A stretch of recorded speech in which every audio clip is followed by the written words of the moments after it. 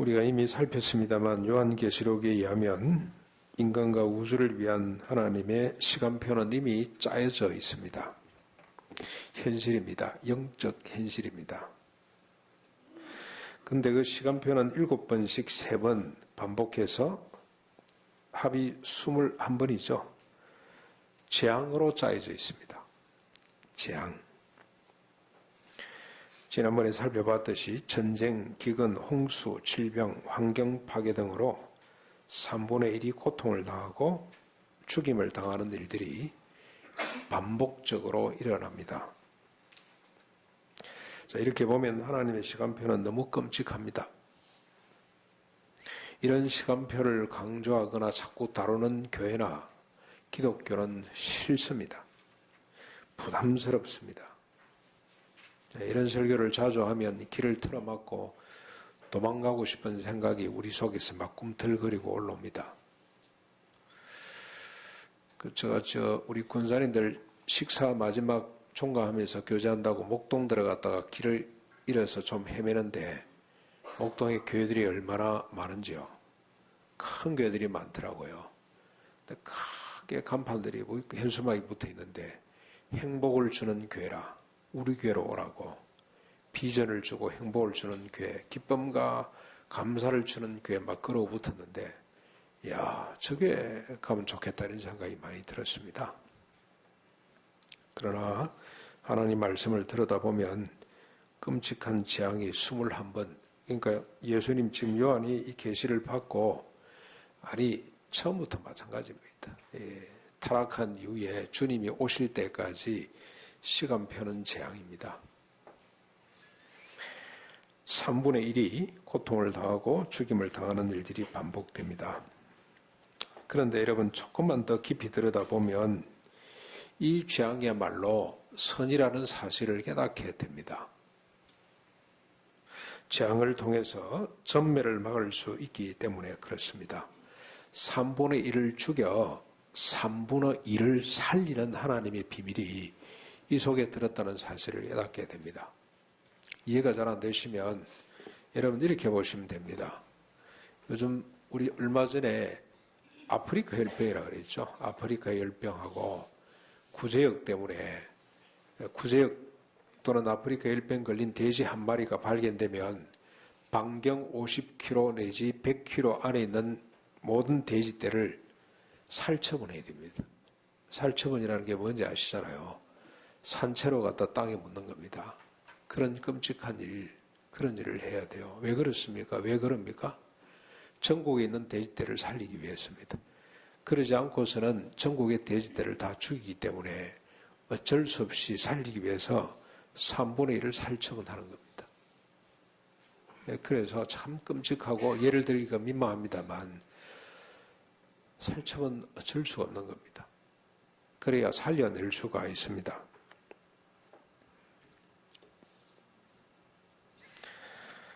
12장, 13장에서도 이 사실을 확인할 수가 있습니다. 오늘 우리가 14장 보았습니다만 12장, 13장 내용을 먼저 우리가 한번 정리하면 이런 겁니다. 간단하게 정리하면 해를 옷 입고 달을 신고 머리에 12별을 쓴 여인이 아들을 해산하죠. 아들, 메시아를 해산하는데 그 앞에 머리가 7이요 뿔이 10개가 달린 크고 붉은 용 한 마리가 해산하는 아들을 잡아먹으려고 기다리고 있습니다. 그 여자가 낳은 아들이 곧바로 하늘로 올라가고 여인은 광야로 쫓겨나서 1260일 42달이죠. 계속 나오는 겁니다. 이게 이 요한복음에 보면 666, 그 다음에 14만 4천, 그 다음에 1260일이 계속 반복되는데 이걸 일정 기간 하나님이 정하신 기간으로 이렇게 보시면 돼요. 그 기간 동안 고통을 당하게 됩니다.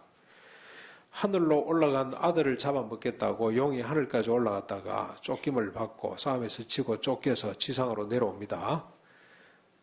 그들이 그 용이 대리자를 세워서 땅의 모든 족속과 백성과 방언과 나라들을 큰 표적으로 미혹해서 자신을 신처럼 떠받들고 섬기도록 만들어 갑니다. 용이 하는 일입니다.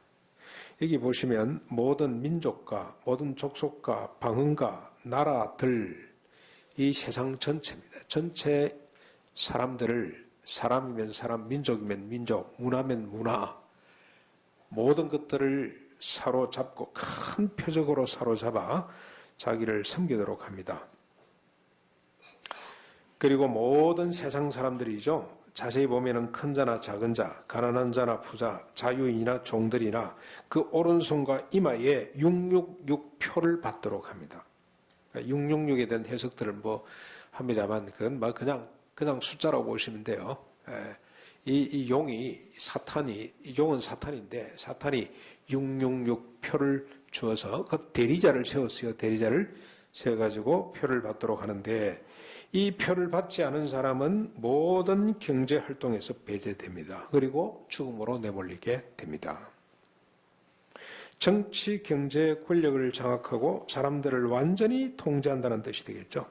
그래서 어떤 분은 666 수를 로마 제국으로 본 사람들도 있고 합니다만 정치, 경제, 권력이라고 보시면 되겠습니다. 정치적으로는 전체주의 또는 제국주의 이렇게 볼 수도 있고요. 경제적으로는 뭐겠습니까? 자본주의 또는 만모니즘으로 보시도 좋을 것 같습니다. 그런데 이 용이 바다에서 짐승을 끌어올려가지고 이렇게 만들고 또 한 번은 땅에서 짐승을 끌어올리는데 바다의 이미지는 제가 잘 안 떠오릅니다만 땅에서 끄집어 올린 짐승의 이미지는 제가 지금 상상을 지금 해보건데 맞겠다는 생각이 듭니다. 올림픽대로를 타고 가다 보면 잘 안 보여요. 크게만 보이는데 잘 안 보이는데 강변도로, 강북강변도로를 타고 가다 보면 성수대교를 지나고 잠실대교 그 가기 전까지 보면 정확하게 정통으로 보입니다. 롯데 무슨 빌딩이죠? 이번에 새로 씌운 빌딩 있죠? 100 몇 층까지 올라간 기둥. 정면으로 보면 그게 마치 꼭 짐승처럼 생겼습니다.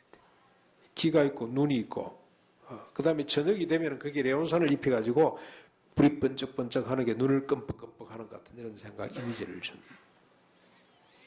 근데 얼마나 힘이 있는지요. 이 권세가 얼마나 힘이 있는지 성남 활주로를 15도 각도로 돌려버렸어요. 이건 여러분 보통 일이 아닙니다. 우리 대한민국 성도 1천만이 한 달 내내 금식하면서 기도해도 이런 일은 안 나타납니다. 하나님보다 힘이 더 큰 것처럼 보여요. 하나님도 못하는 일을 롯데가 했어요. 돌렸습니다. 그런데 여러분 이게 뭐 돌리는 게 뭐가 힘드냐라고 생각할지 모르지만 적기가 나타났다 또는 뭐 우리가 방어를 해야 된다 또는 공격을 해야 된다 그럴 때 성남병장은 군사병장이잖아요. 떠오르면 바로 가야 되는데 이렇게 각도를 돌려놨기 때문에 속초 앞바다까지 갖다 들어가야 돼요. 상 끝나는 겁니다. 엄청나게 위험한 짓입니다. 그걸 가능케 하는 세력이 나타난 거죠. 나타났습니다. 이런 세력들이 나타나서 자기의 영향력 아래 들어오지 아니하면 사람 구실을 못하도록 만들어 간다고 이렇게 보시면 돼요. 3분의 1이 깨어져야만이 정신을 차릴 수가 있습니다. 사람들을 사탄의 억압과 착취로부터 벗어날 수 있도록 합니다. 그래서 재앙이 선입니다. 선. 이 재앙의 역사 시간표가 하나님의 선이에요. 그러면 사탄만 죽이지 뭘 왜 3분의 1을 다 죽이냐 그런 생각을 할 수가 있겠죠. 그 한 사람은 없으면 하나만 없애면 되는데 왜 그렇게 3분의 1을 죽이냐. 근데 이미 오염되고 부패하고 타락한, 그래서 우리 원죄라 그러죠. 원죄. 이미 오염되고 부패하고 타락한 인간은 사탄을 제거하고 나면 또 다른 사탄이 나타나게 돼 있어요. 우리 흔히 속된 말로 호랑이 떠난 굴에 골짜기에 누가 왕노릇합니까? 토끼가 왕노릇하죠. 저 사람만 없으면 뭐 우리 집안이 될 것 같고 나라가 될 것 같지만 그 사람 없으면 또 다른 사람이 나타나서 어지럽게 하는 게 그게 세상의 인간의 실존입니다. 실존. 재앙으로 3분의 1을 깨거나 죽이는 것이 하나님의 정의라는 사실을 15장 2절부터 4절에 이렇게 밝히고 있습니다. 이거부터 먼저 우리 정리하고 넘어가겠습니다. 15장 2절부터 4절까지 넘어가서 한번 보십시오. 또 내가 보니 불이 섞인 유리바다 같은 것이 있고 짐승과 그의 우상과 그의 이름의 수를 이기고 벗어난 자들 666수 그죠? 이런 거대한 이런 세력에 예속되지 않고 이기고 벗어난 자들. 근데 대부분 이 이기고 벗어난 자들이 어떻게 해야 됩니까? 죽임을 당하는 거죠. 뒤에 나옵니다만 죽임을 당하는 거죠. 근데 죽었다고 주님께서 졌다고 표현하지를 않고 이기고 벗어난 자라고 그렇게 묘사를 합니다. 유리바다 가에 서서 하나님의 금은고를 가지고 3절 하나님의 종 모세의 노래 어린 양의 노래를 불러 이르되 주 하나님 곧 전능하신 이시여 하시는 일이죠. 하시는 일이 뭡니까? 여기 재앙을 쏟아붓는 일입니다. 21가지 재앙으로 시간표를 짜놓은 하나님 그 일이 크고 놀랍도다. 만국의 왕이시여 주의 길이 의롭고 참되도다. 주여 누가 주의 이름을 두려워하지 아니하며 영화롭게 하지 아니하오로니까 오직 주만 거룩하시니이다. 주의 의로우신 일이 나타났음에 만국이 와서 주께 경배하리이다. 지금 하신 일이 주님이 지금 14가지 재앙이 지나갔습니다. 앞으로 6개, 7개 재앙은 또 남아있고요. 이 역사를 정당하다고 노래하는 겁니다. 한 번 더 보십시오. 16장 5절로 7절에 넘어가시면 또 다른 정언이 나옵니다. 찬양의 힌트로 나타납니다. 16장 5절 7절 내가 들으니 물을 차지한 천사가 이르되 전에도 계셨고 지금도 계신 거룩하신 이여 이렇게 심판하시니 의로우시도다. 그들이 성도들과 선지자들의 피를 흘렸으므로 그들에게 피를 마시게 하신 것이 합당하니이다 하더라.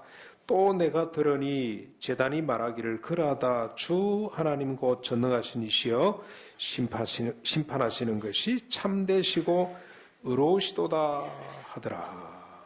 아이고 그렇네. 결국 성도 선지자들의 핏값을 하나님이 갚는 것이 재앙이네라고 생각을 하시면 오산입니다.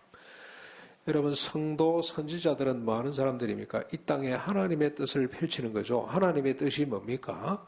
정의와 공의, 이래입니다.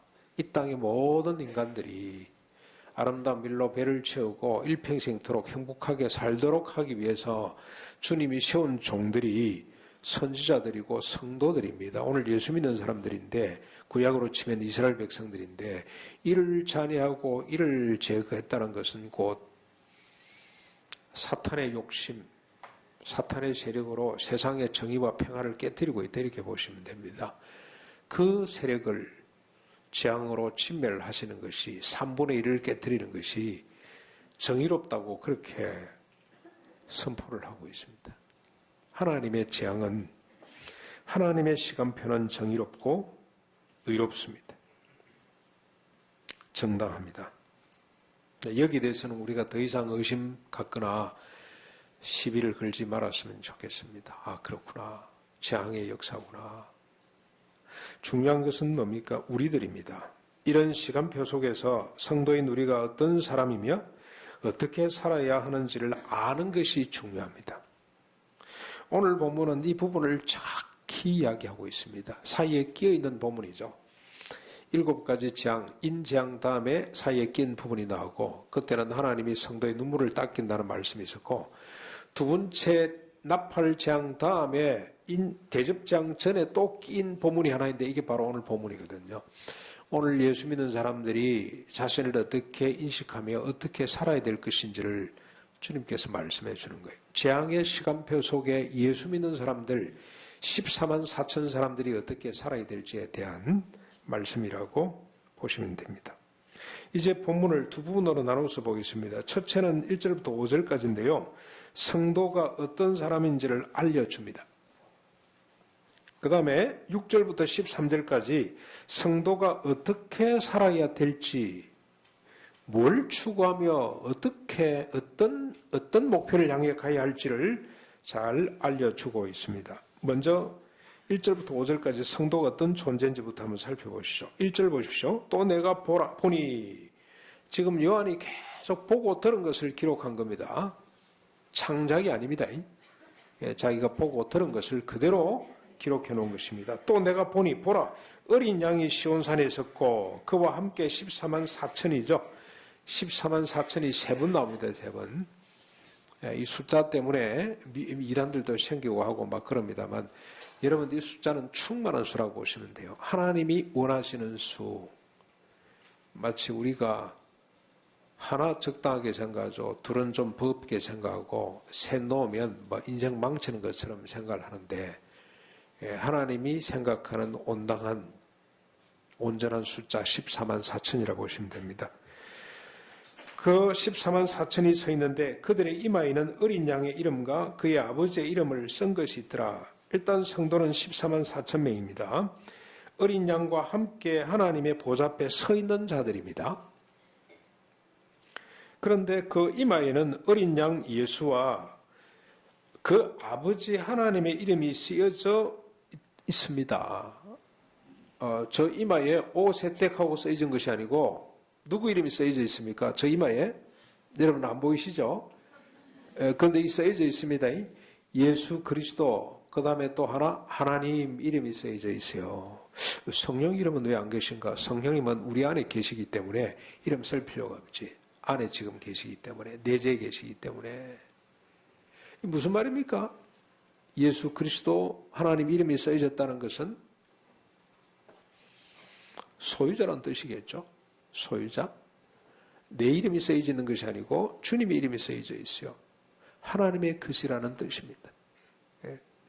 그러면 하나님이 어떻게 한다는 겁니까? 책임을 진다는 뜻도 있고요. 우리는 늘 그거를 볼 때마다 자기를 생각할 때마다 내 것은 내가 내 것이 아니고 나는 하나님의 소유가 되었지 하나님의 것이지 하는 걸 잊어버리지 않도록 주님이 이마에다가 이름을 써 두었습니다. 그 다음에 2절 3절을 한번 보십시오. 내가 하늘에서 나는 소리를 들으니 많은 물소리와도 같고 큰 우레소리와도 같은데 내가 들은 소리는 검은고 타는 자들이 그 검은고를 타는 것 같더라. 3절 그들이 보좌 앞과 내 생물과 장로들 앞에서 새 노래를 부르니 땅에서 속량함을 받은 14만 4천 외에는 능히 이 노래를 배울 자가 없더라. 성도들이 어떤 사람들입니까? 하나님의 보좌 앞에 내 생물과 장로들과 함께 서서 우렁찬 웅장한 금은고 소리에 맞춰 노래를 부르는 자들이죠. 그런데 그 노래는 14만 4천 외에는 아무도 배울 사람이 없습니다. 새 노래입니다. 새 노래. 그런데 아무도 배울 사람이 없는 새 노래라는 그건 뭘 말하죠? 14만 4천 성도들 이마에 하나님의 인을 친 사람 외에는 이해할 수가 없는 노래예요. 배울 수가 없다는 말은 이해할 수 없다 그런 뜻입니다. 저는 아무리 BTS 노래를 들어보려고 해도 들을 수가 없어요. 이 노래가 너무 좋다고 전 세계 아이들이 지금 또 뭐 어제 뭐 또 보니까 뭐 벌어들인 소득 수입을 벌어들이는데요. 이제는 전용기 타고 다녀야 될 판이라 스케줄이 그냥 막 빽빽하게 짜여져 있어요. 전 세계를 돌면서 지금 일본하고 이렇게 갈등 속에 있는데 일본 가서도 돈을 뭐 1,200억 달러를 벌어왔던가 하여튼 뭐 어마어마한 뭐 돈을 벌어들여요. 근데 저는 아무리 그 노래를 좀 배우고 싶어도 배울 수가 없어요. 일단은 못 듣겠어요. 그래서 이 가사 나오는 걸 봤어요. 가사 나오는 걸 봤는데 페이크 러브라는 걸 한번 봤는데요. 세상에 제가 이해가 안 돼. 이해가 안 돼. 정말입니다. 이해가 안 돼요. 이해할 수 없어요. 그런데 그 아이들 Love Yourself를 늘 부르고 열창했던 아이들이 Deny Yourself 그러면 알아듣겠습니까?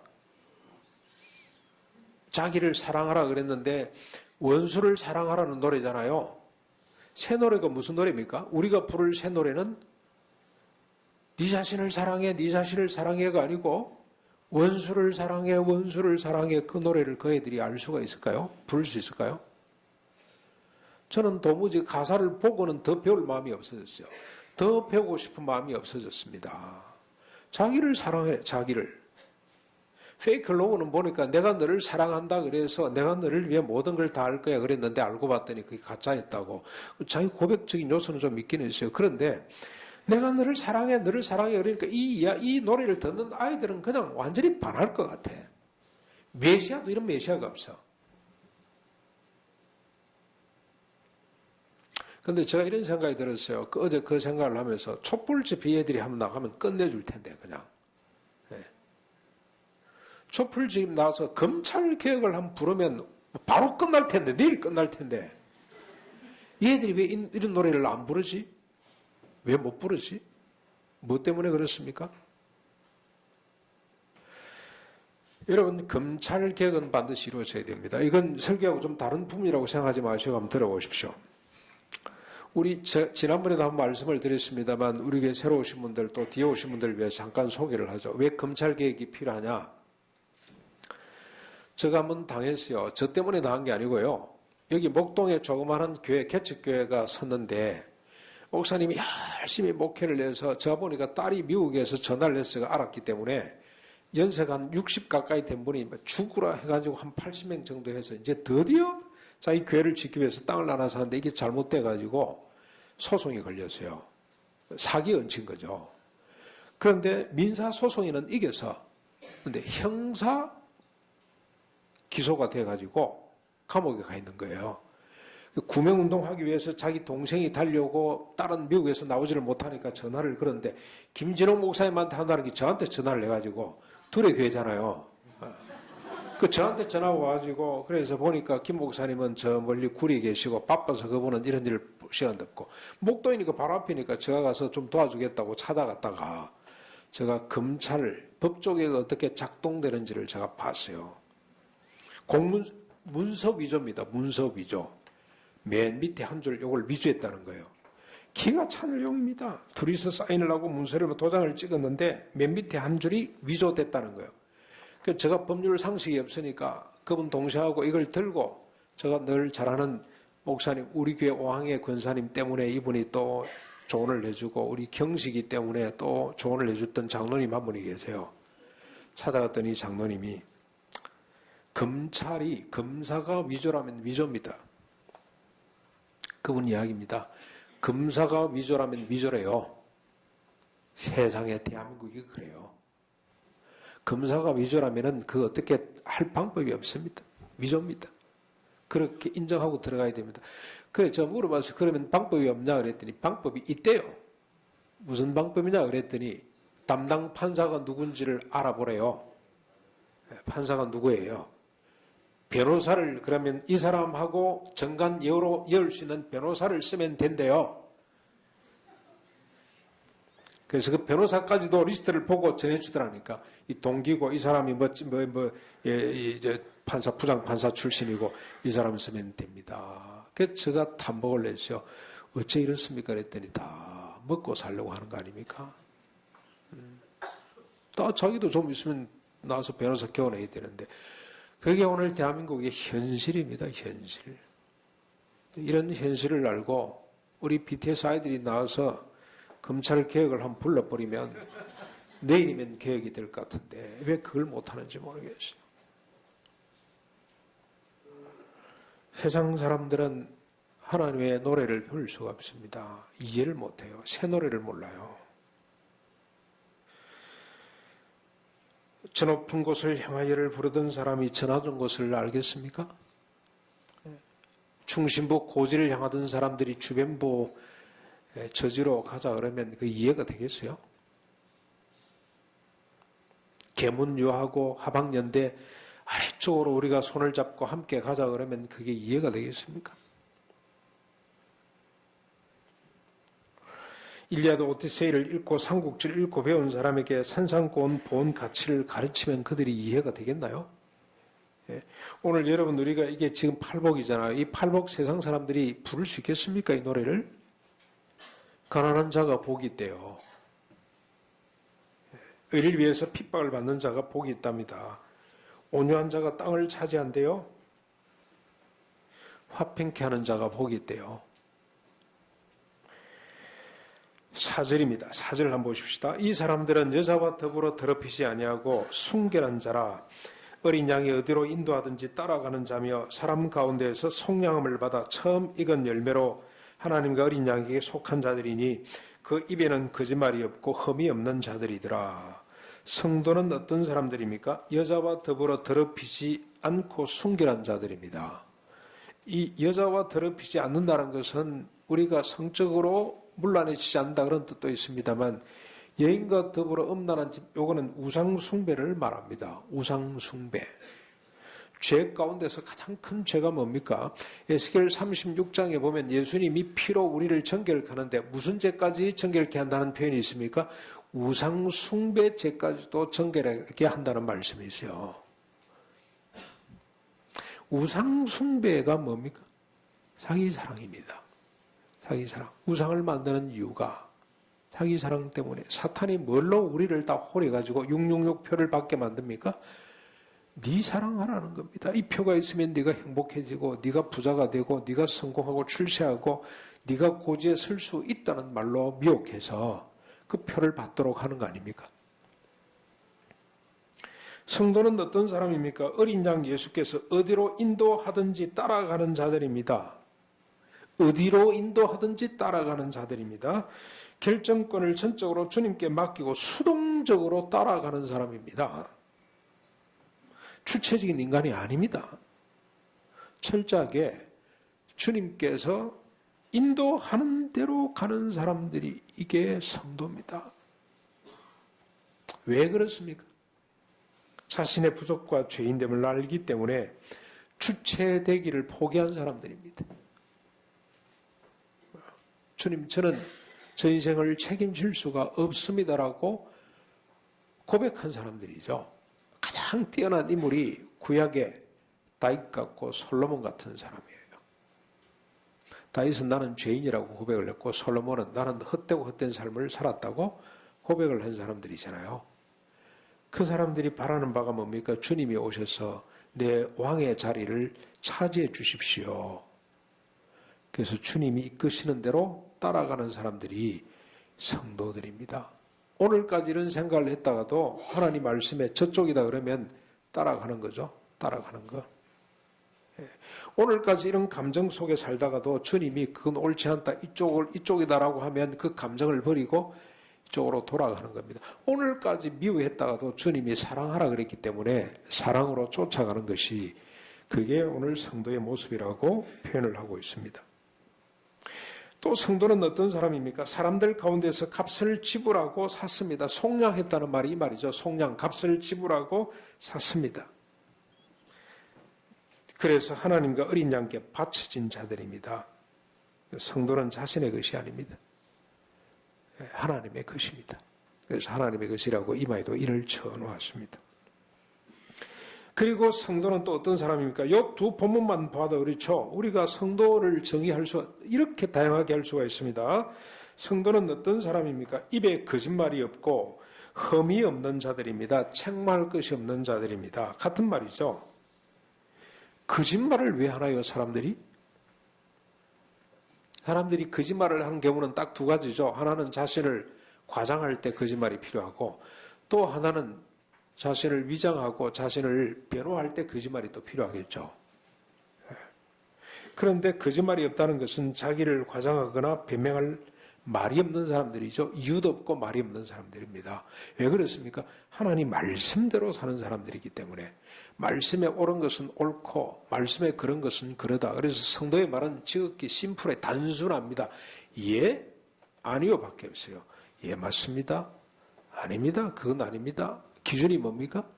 하나님 말씀이기 때문에 거기에 자기를 무슨 뭐 더 드러내고 과장하고 변명할 여지가 조금도 없습니다. 입에 거짓말이 없는 자들입니다. 그냥 예? 아니요. 말이 짧습니다. 길지 않습니다. 다 성경 말씀에 기록이 되기 때문에 특별히 예수 믿는 사람들 대화는 더 짧습니다. 왜냐하면 다 말씀이 있잖아요. 말씀, 여기 이런 말씀이 있는데 그럼 끝나요. 끝납니다. 아, 그렇지. 그 말씀이 있지. 아, 여기 이 말씀이 있다. 그러면 두 개가 어떻게 조합이 돼? 딱 보면 서로 짝이 맞습니다. 토론이 필요 없어요. 바로 맞아요. 성경을 모르면 모를수록 말이 많아집니다. 여러분, 제가 이 백파교회라고 총회 가서 지난번에 한번 소개를 했습니다만, 그분들 회의는요, 토론이 없어요. 한 건이 하나 나오면, 자, 어떡할까요? 그러면 한 의장하고 한 사람이 손을 들면요, 그 사람이 마태복음 몇 장 몇 절에서 본 회원은 이렇게 생각합니다 하고 끝나요. 가만히 침묵이야 또. 그러다 의장하고 이 사람이 일어나서 또 요한복음 몇 장 몇 장에서 본 회원은 이렇게 생각합니다. 그러면 앞에 한 말씀하고 뒤에 말씀하고 두 개가 딱 조합이 딱 되네요. 그 모든 회원들이 다 판단이 돼요. 아, 그렇네. 하나님의 뜻은 여기에 있네. 한두 사람만 더 합쳐지면 죽어있던 안건이 살아서 벌떡 일어나 걸어나가요. 그게 끝나요. 성도는 말이 없는 사람들, 거짓말이 없는 사람, 흠잡을 말이 없는 사람들입니다. 말이 많지 않은 사람들입니다. 여러분, 우리가 인간관계를 할 때 만났는데 말이 없이 다 앉아있는 사람 무슨 사람들이죠? 저는 말이 많은 편인데요. 아직까지 제가 덜 성숙했다는 뜻이죠.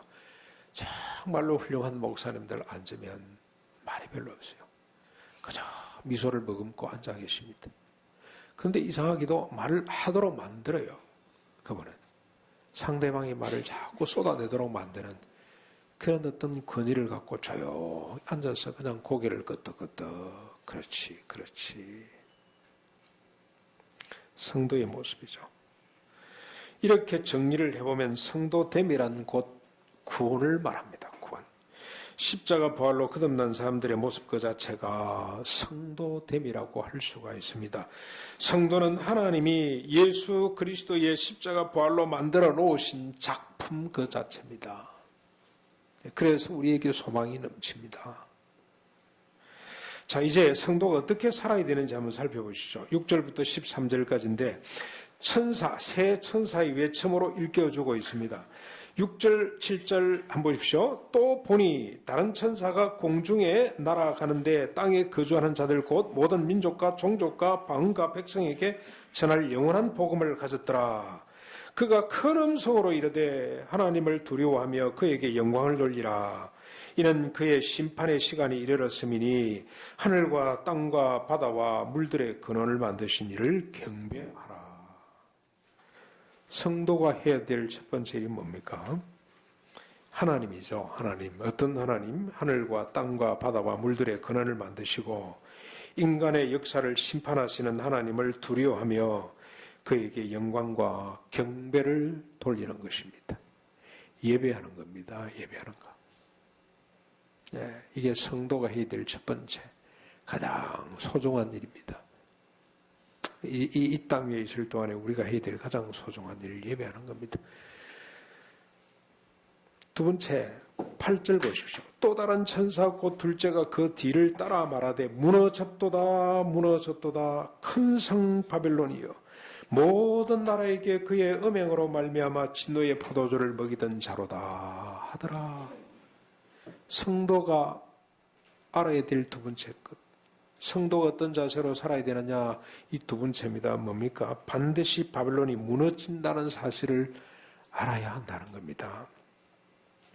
바벨론은 앞에서 보았습니다만 큰 성으로 모든 나라입니다. 모든 나라를 음행으로 우상 숭배로 자기 사랑으로 말미암아 진노의 포도주를 먹이던 자입니다. 엄청나게 매력적입니다.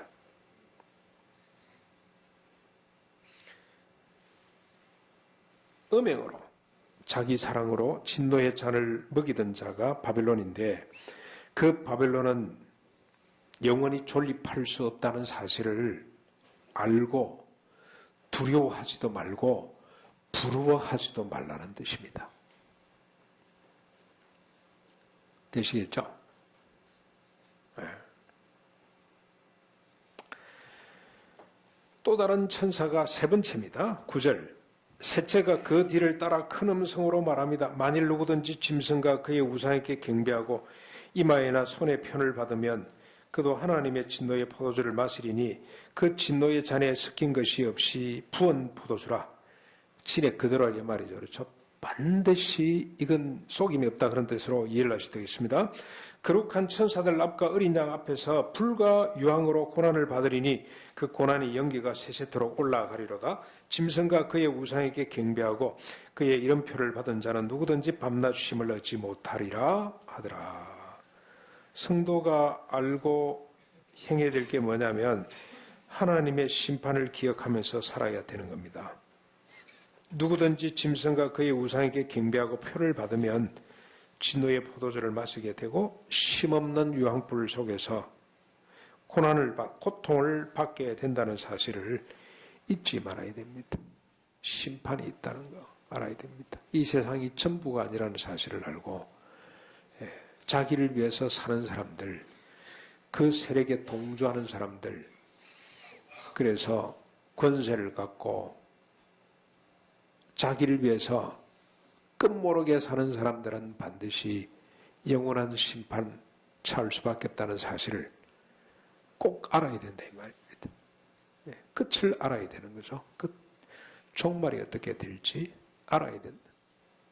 이 이후에 눈에 보이는 현상이 아니고 이 끝나고 난 뒤에 시간표가 어떻게 작동되는지를 알아야 되는 사람들이 성도들입니다. 그래서 어떻게 살라는 겁니까? 12절 한번 보십시오. 성도들의 인내가 여기 있나니 그들은 하나님의 계명과 예수에 대한 믿음을 지키는 자니라. 결국 성도는 어떤 자들입니까? 우리가 이 시간표 속에서 어떤 자세로 살아야 됩니까? 우리에게 요구되는 자세, 삶의 자세는 인내입니다. 인내. 성도의 인내는 하나님의 계명과 예수에 대한 믿음을 끝까지 지키는 거죠. 하나님에 대한 하나님의 계명은 구약에 이미 다 기록됐습니다만 그건 예고편이고 주님이 말씀을 하셨죠. 내가 율법을 폐하기 위해서 온 것이 아니고 온전케 하기 위해서 왔다고 했는데 이는 이로 눈은 눈으로 갚아라는 것을 너희가 들었으나 나는 너희에게 말하노니 뭐가 완성시키는 겁니까? 오른밤 친 사람이 왼밤 돌려야 되는 원수를 사랑하는 거죠. 원수를 응징해서 평등한 세상을 만들려고 하는 것이 구약 율법 수준이라면 원수를 사랑하는 이게 주님의 계명인데 이 계명을 지키기 위해서 인내하는 것이 오늘 이 종말을 살아가는 우리 성도들에게 필요한 삶의 자세입니다. 인내. 그리고 또 무슨 인내입니까? 믿음이죠. 예수 그리스도에 관한 믿음을 지키기 위해서 인내가 필요한데 예수 그리스도에 관한 믿음이란 뭘 말하죠? 예수님의 십자가 부활을 말합니다. 십자가 부활로 어떻게 되는 겁니까? 우리 죄 씻음을 받고 죄 씻음 받습니다. 그 다음에 또 어떻게 되죠?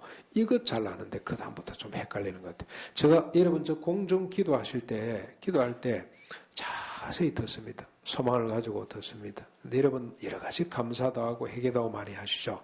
근데 감사한 내용이 날 이 수준에 머물리는 것 같아요. 하나님 우리 죄를 용서해 주신 것 감사합니다. 주님이 우리 부활의 첫 열매가 되신 것 감사합니다. 그리고 나머지 이 세 가지가 감사가 잘 안 보여요. 그런데 주님에 관한 예수님에 대한 믿음, 우리가 끝까지 인내로 지켜야 될 믿음이 뭐냐면 죄 용서한 거 있죠? 그 다음 두 번째가 뭡니까? 예수님이 십자가에 달려 돌아가실 때 우리도 함께 죽고 주님이 부활하실 때 우리가 다시 거듭나 다시 살아났어요. 그래서 우리가 옛사람이 아닙니다. 새로운 피조물이 됐습니다. 이전 것은 지나갔어요. 옛사람은 어떻습니까? 어쩔 수 없이 자기를 위해 살 수밖에 없는 사람이죠. 사탄 마귀에게 그냥 계속돼서 살아갈 수밖에 없는 자기를 위해서 사는 사람들이에요. 그런데 거듭난 새로운 피조물은 어떤 사람들입니까? 다시는 자기를 위해 살지 않고 오직 그리스도를 위해서 사는 사람이라. 좀 전에 말씀드린 것처럼 하나님 말씀대로 사는 사람들이 돼버렸어요. 자기 인생이 자기 것이 아니고 예수 그리스도 이름이 박힌 내가 하나님의 것이고 그리스도의 것이라는 인식을 갖고 그분의 말씀대로 살아가는 것이 그게 구원이에요. 구원. 이건 윤리가 아니고요. 구원입니다. 구원. 이걸 끝까지 붙들고 있는 사람이 이게 믿음이에요. 이게 우리에게 필요되는 삶의 자세입니다.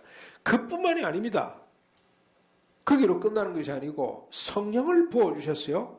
우리 각자 마음속에 성령을 부어주셔가지고 뭐 하도록 합니까? 우리가 하나님의 율례를 지키도록 하는 겁니다. 하나님의 율례가 조금 전에 말씀드린 것처럼 산상보온이잖아요. 나보다 남을 더 낮게 여기고 각각 자기를 돌아볼 뿐더러 다른 사람 일을 돌아보게 하는 그게 윤리예요. 그걸 누가 한다는 겁니까? 내 속에 들어와 계시는 성령님이 그렇게 힘을 주셔가지고 한다는 겁니다.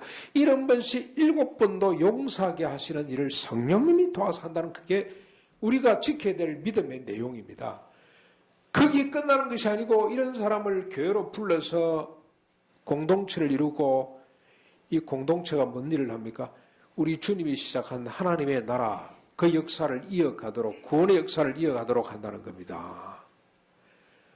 거기 플러스 새하늘과 새 땅의 상속자가 된다는 영원히 왕노릇한다는 것이 예수 그리스도에 관한 믿음의 내용들입니다. 이 믿음을 지키는 것이 오늘 우리들에게 요구되는 삶의 모습입니다. 그걸 지키는 것이 인내입니다. 인내.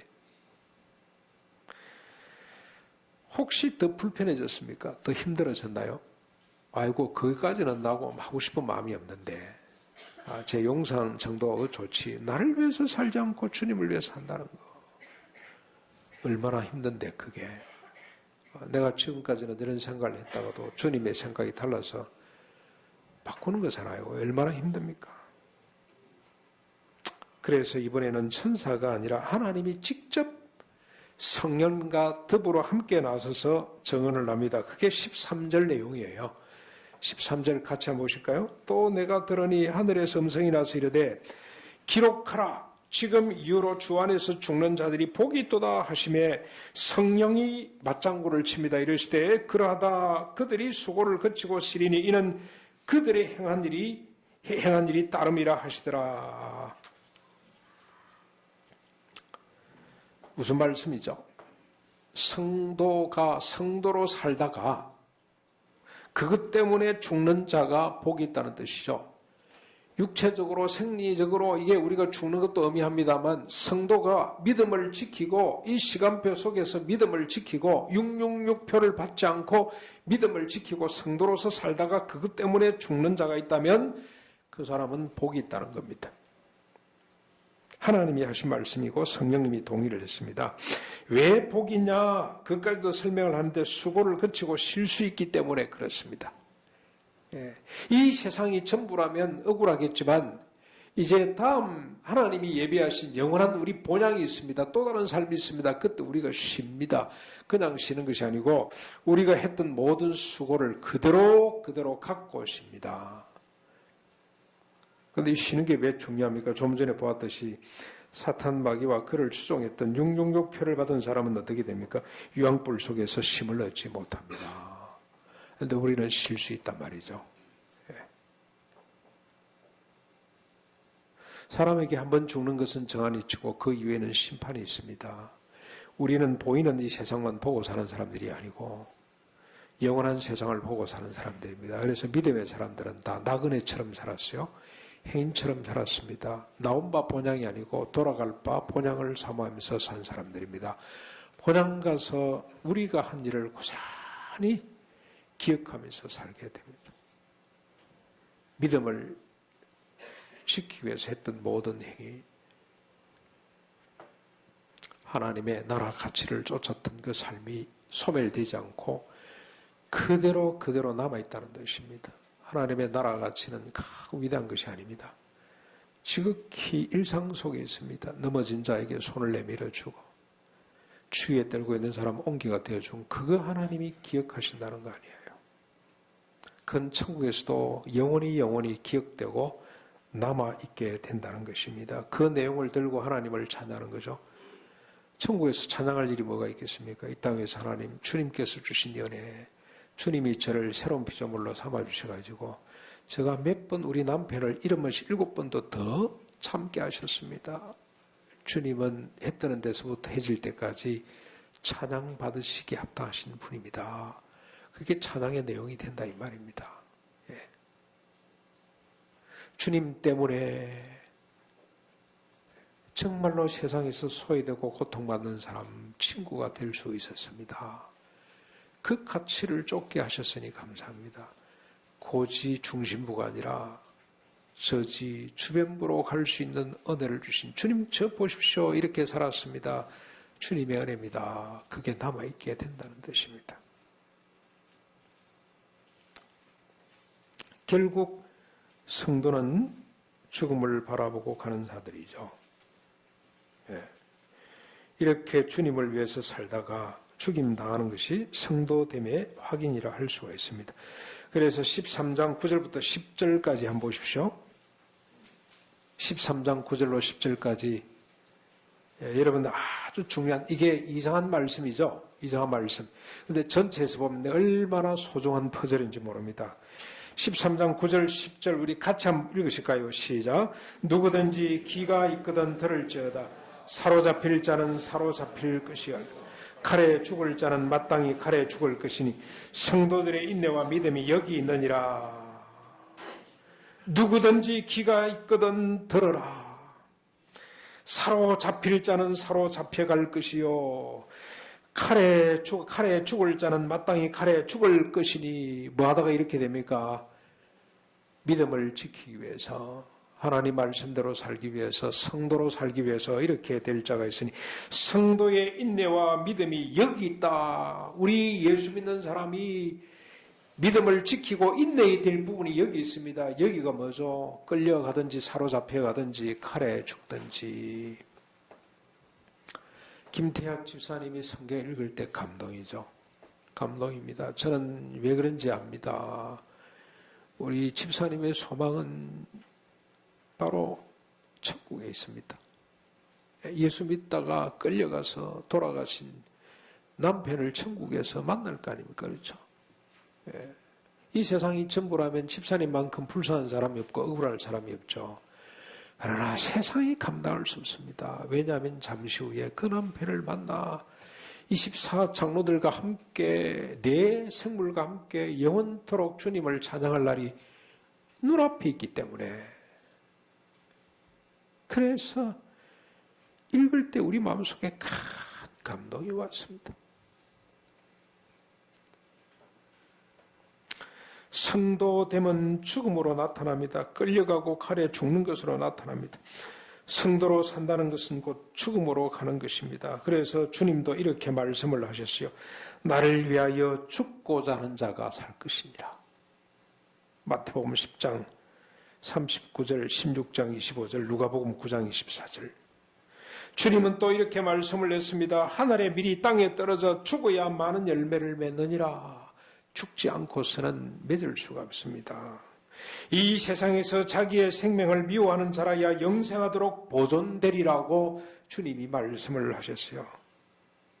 주님은 제자들에게 이렇게 말씀을 하셨습니다. 베드로가 어떻게 죽음으로 하나님께 영광을 돌리게 될 것이다라고 말씀을 하셨어요. 어떻게 죽어서 하나님께 영광을 돌리게 될 것이라고 말을 했습니다.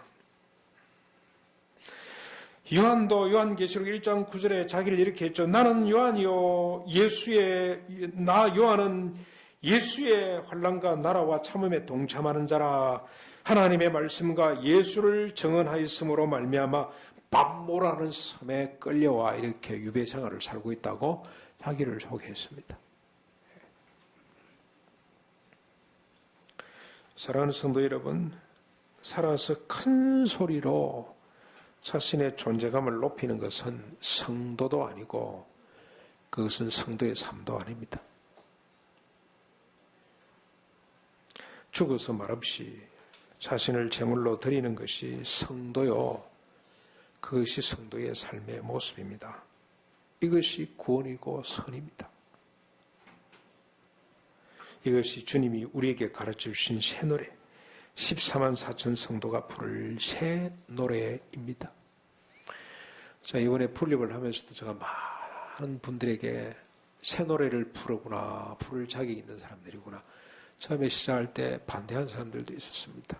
우리가 풀립할 형편도 못 되고 좀 성도들끼리 더 친하고 좀 더 오손도손 살고 싶은데 또 가른단 말이냐, 반대를 하고 힘들어 하다가 하나하나 만들어지는 과정을 통해서 이분들이 생각을 다 접었어요. 그래, 이게 하나님의 뜻이라면 수용해야지, 해야지. 떠나보내고 난 뒤 앞장서서 헌금도 얼마나 많이 하셨는지 앞장서서 빈자리를 우리가 또 메우고 또 내가 여기에 누룩처럼 우리를 하나 만드는데 앞장서야지. 그런 분이 얼마나 많은지 몰라요. 자기 감정대로 자기 생각대로 했으면 벌써 거들났을 겁니다.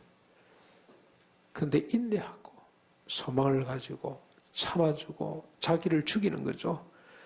저는 분명히 믿습니다. 그 희생이야말로 둘의 교회의 밑거름이 된다고 생각을 합니다. 또 아름다운 교회로 성장하는 생명이 되리라고 생각을 합니다. 믿습니다. 우리 함께 하나님이 정하신 시간표 속에서 새 노래를 부르는 14만 4천으로 살아갈 수 있기를 바랍니다. 이 세상이 아니라 영원한 본향을 바라보면서 날마다 새 노래를 부르며 함께 손잡고 나아갈 수 있기를 주님의 이름으로 축원합니다. 말씀을 생각하면서 우리 180장 찬송 드리겠습니다. 180장입니다.